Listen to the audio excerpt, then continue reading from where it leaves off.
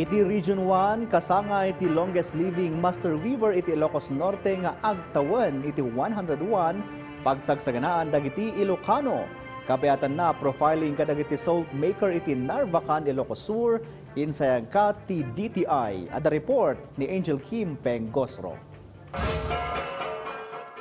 Mano nga aldaw sakbay ti panagrugi ti klase, binisita ti DSWD Field Office 1, PhilHealth Condole, dagiti ubing anat attending schools, iti Nagilian La Union, tapno maalukoy dangag sublida iti panagadal.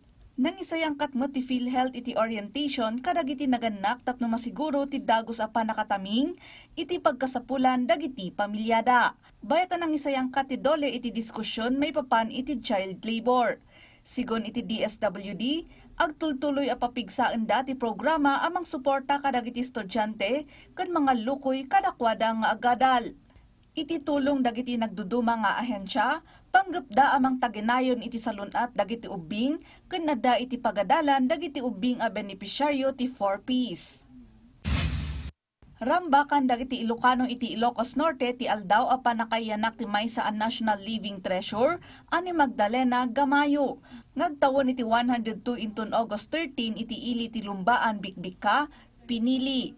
Kalpasan an aprobaran iti Kamara iti third and final reading ti House Bill No. 982 amang ideklara iti August 13 tunggal tawen kas special non-working holiday iti probinsya, kas pamadayaw iti longest living master weaver, nalatak gapo iti dedikasyon na amang preserba iti inabel dagiti umili nga Ilocano.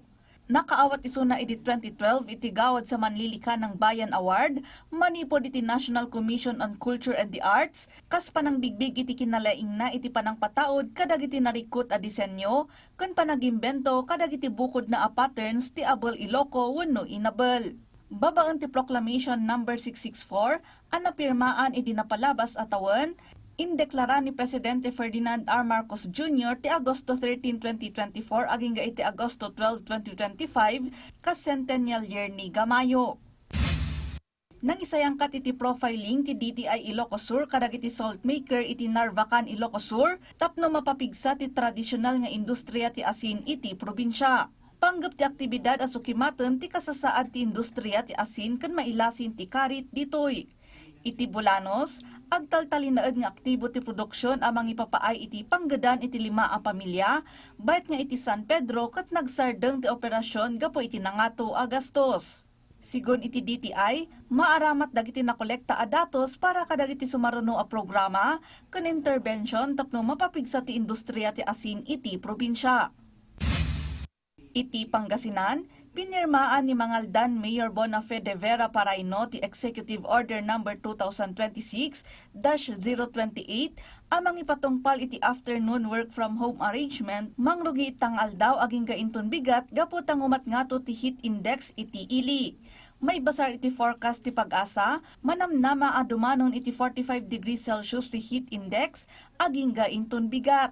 Panggap tinasaong addang akisayan ti paggad ti sakit a mainaig iti pudot, bayt ang mataginayon ti agtultuloy nga operasyon ken serbisyo ti lokal a gobyerno iti publiko. Angel Kim Pengosro para iti Pambansang TV, iti Baro, a Pilipinas.